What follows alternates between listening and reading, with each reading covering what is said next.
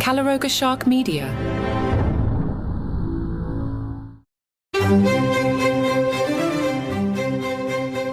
Hello and welcome to Palace Intrigue. I am your host, Mark Francis.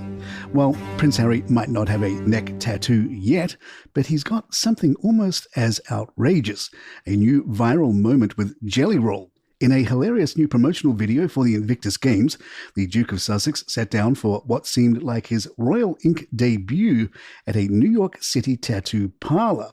Spoiler alert, it was all a ruse to announce Jelly Roll as the headliner for the 2025 Games closing ceremony in Vancouver.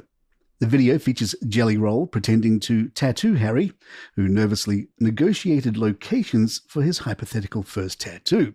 Lower back or my ass, Harry suggested, proving the royal sense of humour is alive and well. But Jelly Roll, clearly a neck tattoo enthusiast, had other plans, and for dramatic effect pretended to leave his signature on Harry's neck.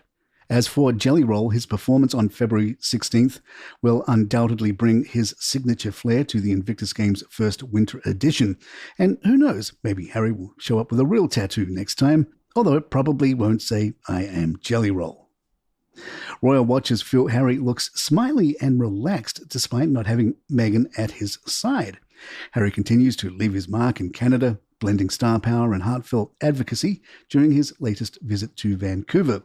Fresh off a surprise appearance at the Grey Cup, Harry took a more grounded approach on Monday, diving into a game of sitting volleyball with schoolchildren at Vancouver's Seaforth Armoury.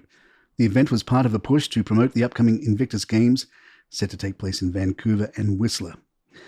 The prince joined students in studying Invictus, the poem that inspired the game's name, and even participated in some artistic activities, all while promoting the event's themes of resilience and teamwork. Later, he spoke about the program's potential to amplify the game's message worldwide, saying, "This is where Invictus starts to go even wider. Seeing this program in action, you can really feel the energy, the enthusiasm, and the learning happening in this room."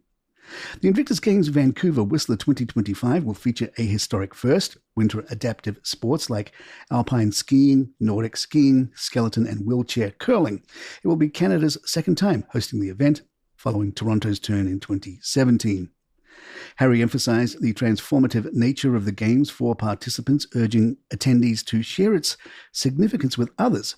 For these individuals, for the challenges they have overcome, coming out into a stadium full of tens of thousands of people cheering for them, that can be a life-altering moment. The Invictus Games will run from February 8th to 16th, welcoming competitors from 23 countries.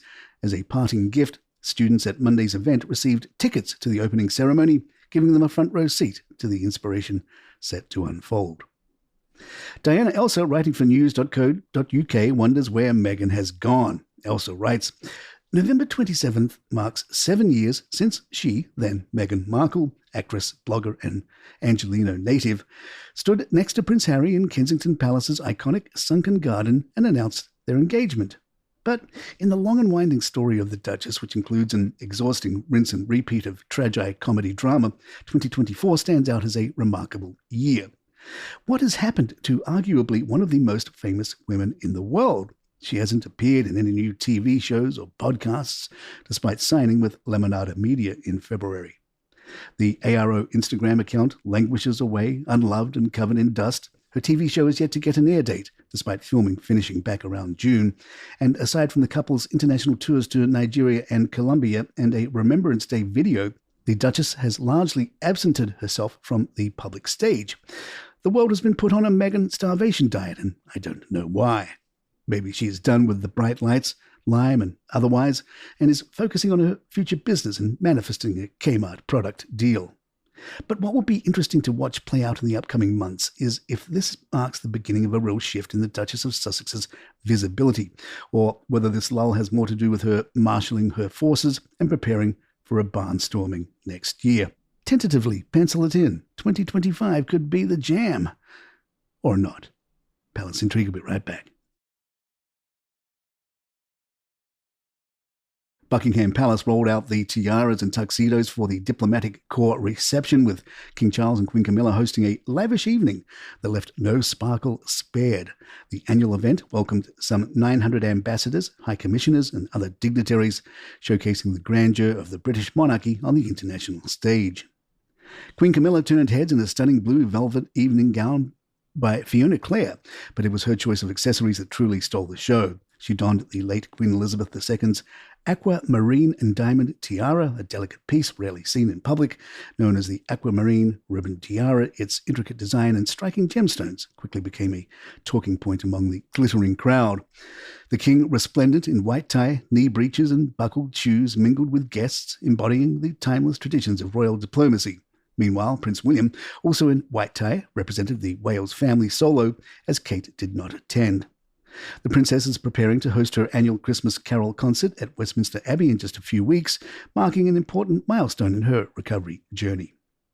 The event, typically held in December, was moved to November to accommodate the king's upcoming state visit from the Emir of Qatar. Guests enjoyed a buffet supper and dancing in the palace ballroom against the opulent backdrop of Buckingham Palace's state rooms. Our royal insider Deep Crown raised an eyebrow at Kate's absence, telling Palace Intrigue, "The Princess of Wales' absence, a cornerstone event in the royal calendar she rarely misses, raises quiet concerns when viewed alongside the telling moment in January when Prince William abruptly missed his godfather's memorial service to be with her." While the palace points to Kate focusing on her upcoming Christmas Carol concert, seasoned royal watchers know these diplomatic receptions are precisely the kind of event where the future queen consort would typically shine. Perhaps her recovery requires more time than initially suggested. Full analysis in Sunday's column, where we'll examine what the palace isn't saying about Catherine's careful return to public life. You can subscribe to Deep Crown's newsletter using the link in the show notes. Deep Crown also releases an audio version of this newsletter, available to paid subscribers of this podcast. And as a paid subscriber, you'll get this show commercial free, along with hundreds and hundreds of others from Calaroga Shark Media, including 5 good news stories. Check it out. It's all good news stories to make you feel good. 5 good news stories available wherever you get your podcasts. If you'd like to email us, our address is thepalaceintrigue@gmail.com. Please follow us on Spotify, Apple, or the app of your choice. I'm Mark Francis. My thanks to John McDermott. This is Palace Intrigue, and good times.